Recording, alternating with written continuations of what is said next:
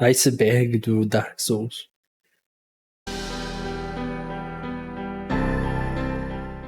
E aí pessoal, Saturno aqui com mais um iceberg. Dessa vez é o iceberg de Dark Souls.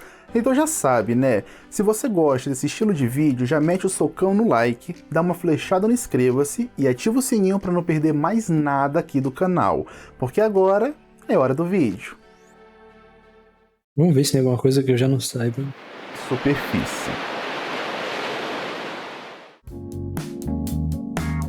Isso é algo que fica bem claro no decorrer do jogo, já que tem diversos aspectos tanto do design como da história que são extremamente parecidos, e o próprio criador da série Souls, o Hidetaka Miyazaki, confirmou que é fã de Berserk, e que o mangá influenciou muito na hora de dar vida ao jogo. E no fim, parece ter sido uma boa influência, já que ambas as obras alcançaram um público enorme e muito merecido.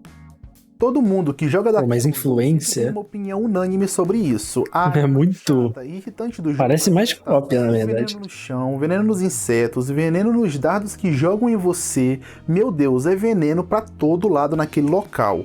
Algo simplesmente terrível, mas com tanta coisa irritante acontecendo ao mesmo tempo, muita gente acaba nem notando um pequeno detalhe que é muito interessante, já que o motor Cachorro gira na roda dessa área funcionar é na verdade um cachorro andando em uma roda. Uma forminha bem eficiente de gerar energia, hein? Ao passar pelo dragão vermelho na ponte, é possível encontrar Solari no final dela, onde, como sempre, ele vai estar admirando o sol.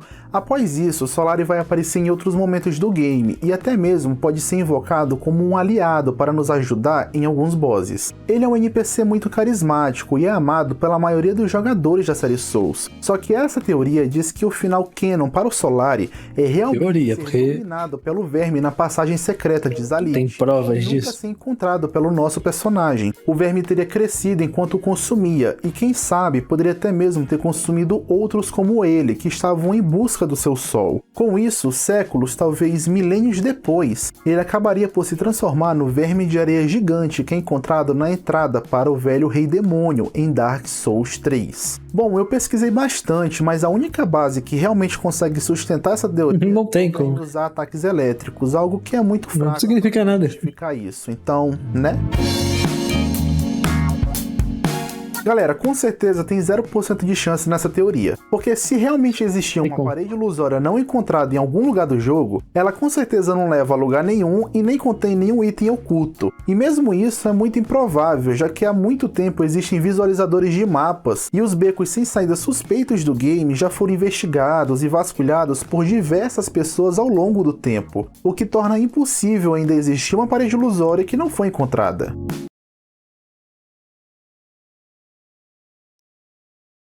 Secói.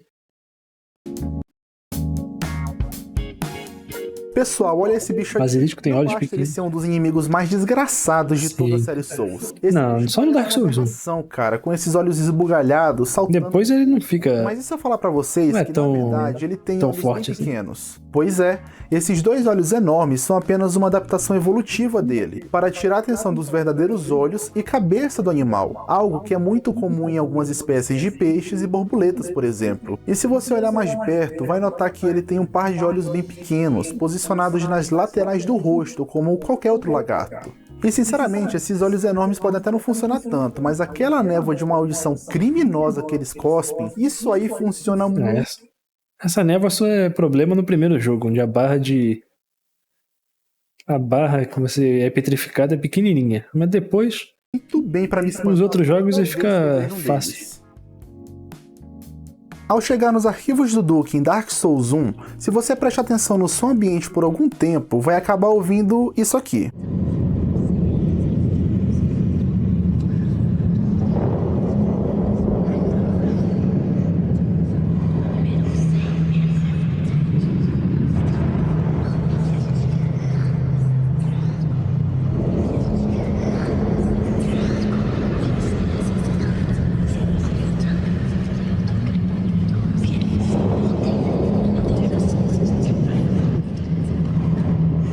A origem desse Elas estão falando alguma continua coisa? sendo um mistério até hoje. O som nos arquivos do jogo faz parte do próprio som ambiente dessa área, então não é algum tipo de NPC ou mesmo um inimigo secreto. Algumas pessoas teorizam sobre o que isso poderia ser, mas simplesmente isso não faz muito sentido, já que elas falam que poderia ser algum tipo de entidade formada por todo o conhecimento acumulado no local. Bom, tudo bobagem na minha opinião. Só tem uma coisa que eu acredito que seja certa, e provavelmente foi esse sussurro que enlouqueceu o Logan, já que ficar ouvindo isso direto na tua cabeça e do nada, Isso com certeza. é algo capaz de enlouquecer alguém.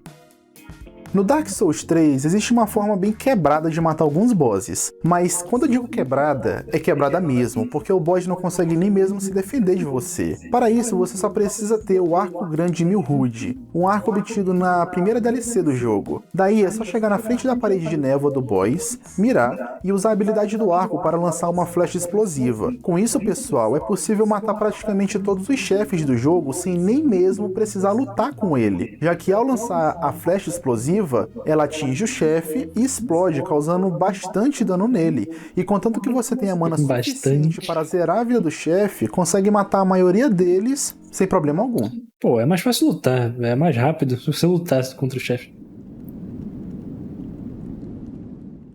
Em Dark Souls 2, ao usar uma arma com um grande cabo, como uma alabarda, é preciso acertar um inimigo com a lâmina da arma para causar dano real. Se apenas o cabo acertar, o dano é reduzido em até 30%. Sim.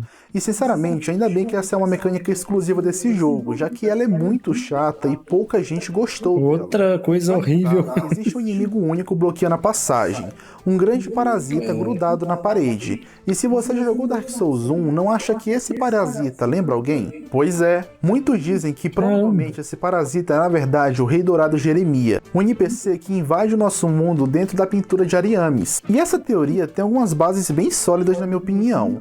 Primeiro, o formato desse tecido na cabeça dele é muito parecido ao formato do parasita. E com certeza, usar esse pano todo na cabeça não é algo que faria sentido normalmente, né não? O segundo só estilo. ponto são as artes conceituais das primeiras versões de Dark Souls. Nelas, podemos ver que sua roupa seria meio rasgada e teria muito sangue, e alguns tentáculos pequenos saindo de dentro dele.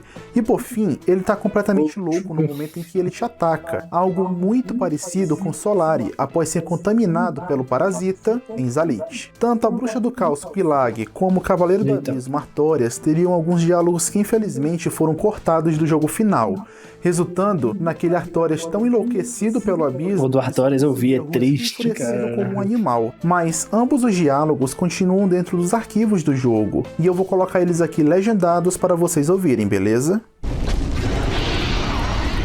Go back, forbidden be these parts. The realm of the creatures of chaos. They accept their banished fate. Go back, lest the flames devour all, and the children of chaos feed upon your charred ashes.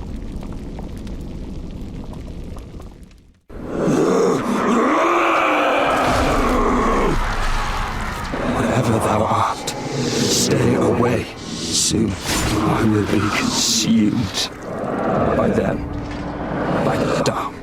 Thou art strong, human. Surely mankind are more than pure dark. I beg of thee, the spread of the abyss must be stopped. Sif, forgive me.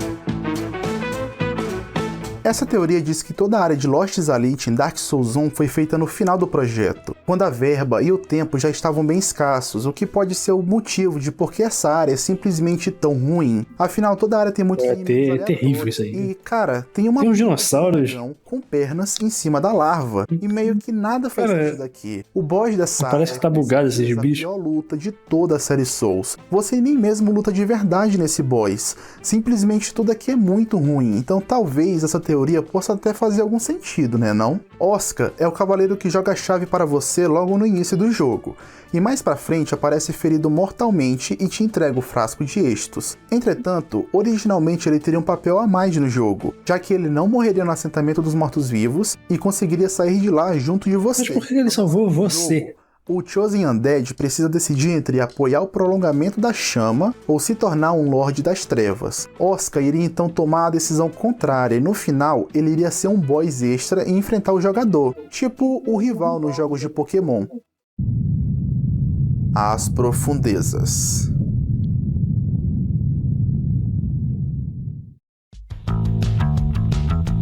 É isso mesmo, pessoal. Esse açougueiro grotesco, ou nesse caso, essa açougueira grotesca que aparece em Dark Souls 1 é realmente uma mulher. E isso foi confirmado pelos próprios desenvolvedores do jogo. Caraca, com esses bração aí. Eu não queria imaginar isso. Beatriz é uma maga que pode ser invocada para ajudar na batalha contra a Borboleta do Luar e também na batalha contra os Four Kings. Além disso, não existe mais nenhum outro impacto dela no jogo, seja na história ou na gameplay.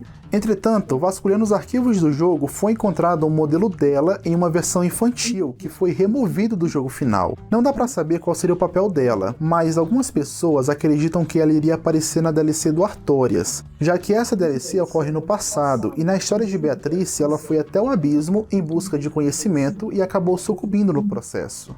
Todo mundo que já passou pela Fortaleza de Sens no Dark Souls 1 se lembra das Pedras Gigantes, uma armadilha que fica no topo da fortaleza e o Chosen Undead pode mudar a direção, fazendo com que as pedras caiam para fora da fortaleza. O lance é que se você por acaso morrer e tiver que voltar todo o caminho pela reseta de volta, vai notar que a armadilha volta a funcionar do nada e pior, parece se mover na sua direção, apontando as pedras sempre onde você está. Com isso, a comunidade acabou criando um monte de teorias malucas para explicar como isso poderia acontecer, chegando ao ponto de dizerem até que a fortaleza poderia ter vida própria, pessoal. Mas a explicação é muito mais simples. Basicamente, existem algumas placas de pressão específicas ao longo da fortaleza, onde se você pisar nelas, vai fazer a armadilha girar na sua direção, e é por isso que parece que ela fica te seguindo. Logo no início do jogo, em Dark Souls 1, se você olhar pelo penhasco, pode ver uma cidade abaixo de Firelink. Por muito tempo se pensou que esse era o assentamento dos mortos-vivos. Alguns também pensavam que poderia ser Ola City, aquela cidade da DLC, mas na minha opinião, não. Essa provavelmente é uma parte de Lordran, já que a cidade foi construída de uma forma bem parecida com as Minas Tirith em Senhor dos Anéis, existindo partes externas e internas da cidade separadas por paredes. Durante Dark Souls 1, exploramos apenas os 2 anéis internos, e todo o resto é usado apenas para a atmosfera e ambientação do jogo. Em Dark Souls 1, temos também 2 torres. Verdadeiro uma delas Ravel não serve foi como um preso. atalho conectando É, que são os seguidores de Ravel, né? Hydra. Mas para alcançar esse atalho É só um dos seguidores dele. trancar a entrada usando uma chave mestra ou a chave do porão. Lá dentro encontramos Ravel, um cavaleiro poderoso que foi preso dentro dessa torre após se tornar um Hollow. Só que uma boa parte da comunidade acredita que esse não é o verdadeiro Ravel, e sim um dos seus inúmeros seguidores. Essa teoria surgiu por conta do anel dropado por ele, já que a descrição desse anel afirma que ele foi dado aos seguidores de Ravel, Exatamente. levando à conclusão de que o próprio Ravel nunca usou esse anel. Outro ponto é que podemos encontrar o equipamento completo de Ravel em Anor Londo, indicando ainda mais que o Ravel da torre não é o verdadeiro. Entretanto, como contraponto, é dito que o Ravel da torre usa uma arma lendária, um dente de dragão eterno, que é a arma do próprio Ravel, e que Não, mas os seguidores dele também não eram guerreiros lendários, pô? Por que tem outro Ravel no DS3? dificilmente um seguidor qualquer a usaria. Bom, eu acredito que é praticamente certo que o Ravel da torre Não, isso não faz muito sentido, porque um dente de dragão... Os dragões foram caçados, então muita gente poderia ter um dente de dragão.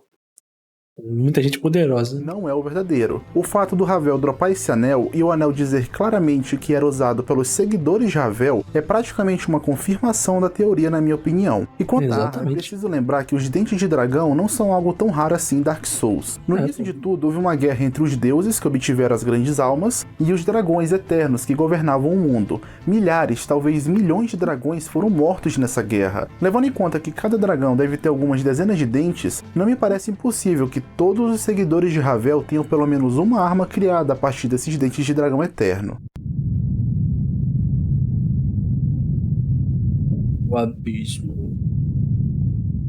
A última camada. Acho que isso é algo que qualquer jogador de Dark Souls gostaria de fazer. No jogo é preciso derrotar Sif para obter o anel que permite andar no abismo, já que sem ele é impossível alcançar os Four Kings e avançar com o jogo. Mas essa teoria diz que é possível poupar a Sif, se juntando a Covenant Forest Hunter e matando 50 jogadores em PVP dentro da floresta. Com isso, vai ser liberada uma nova transposição isso nem faz que permite sentido. criar o anel que o Sif dropa, e dessa forma não seria preciso derrotá-lo. Mas, infelizmente, tudo isso é mentira, já que existem apenas 3 coisas que são liberadas na Covenant, ao matar 1, 4 e 5 jogadores.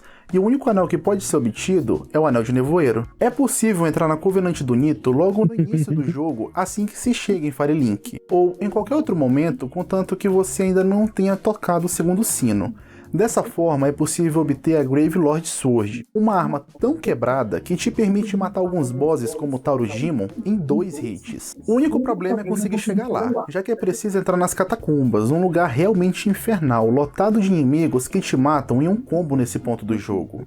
No começo do desenvolvimento de Dark Souls, a ideia era dar ao André um papel mais importante do que apenas evoluir suas armas. Ele era originalmente um descendente de Gwyn, cuja tarefa era proteger uma porta dentro de Firelink, e no final ele iria empurrar a estátua da deusa para o lado, permitindo que o Chosen Undead prosseguisse em direção à fornalha. Conforme o desenvolvimento progredia, ele acabou se tornando apenas um simples ferreiro. Existe uma área secreta em Dark Souls 1 chamada Ash Lake. Lá existe um grande lago com dezenas ou talvez centenas de árvores gigantescas atravessando as nuvens no céu. A teoria diz que cada uma dessas árvores sustenta um mundo com seus galhos, e suas raízes se conectam umas às outras, o que torna esse local uma espécie de terminal interdimensional que conecta todos os mundos do universo Souls através dessas árvores. Por isso que nós vemos elas em todos os jogos Souls em algum momento, além de aparecerem até mesmo no Sonho do Caçador, em Bloodborne.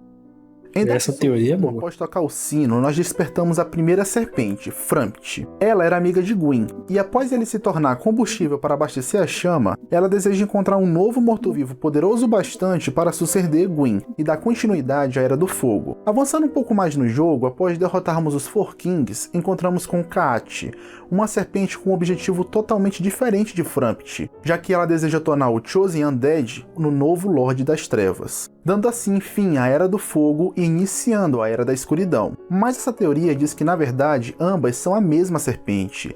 Então vamos aos fatos. Ambas as serpentes têm objetivos bem diferentes, não é mesmo? Frampt é um aliado dos deuses, enquanto Kaat é um inimigo. Durante o jogo você pode escolher se aliar a uma delas, mas você nunca achou estranho a reação de uma das serpentes quando você fica ao lado da outra? Pensa comigo, elas não fazem nada, elas não ficam com raiva, elas não tentam te trazer de volta para o lado delas. Frampt apenas vai embora, dizendo que vai esperar um verdadeiro escolhido aparecer, enquanto Kaat apenas deixa tudo pra lá. Nós sabemos que essas duas serpentes estão cientes da existência uma da outra, e provavelmente cientes dos planos uma da outra, então é completamente sem sentido pensar que elas não fazem nada para tentar nos impedir. Sem contar que no final, onde o Chosen Undead decide se tornar um Lorde das Trevas, Aparecem várias lá. Desaparecem, o que poderia derrubar essa teoria, não é mesmo? Mas na verdade, esse final fortalece ainda mais a teoria, já que Frampt aceita sem problema algum a fala de Kaat, onde ele diz que agora ambas irão seguir o Lorde das Trevas, e, sério, ambas? Frampt dizia ser amigo de Gwyn até alguns momentos atrás,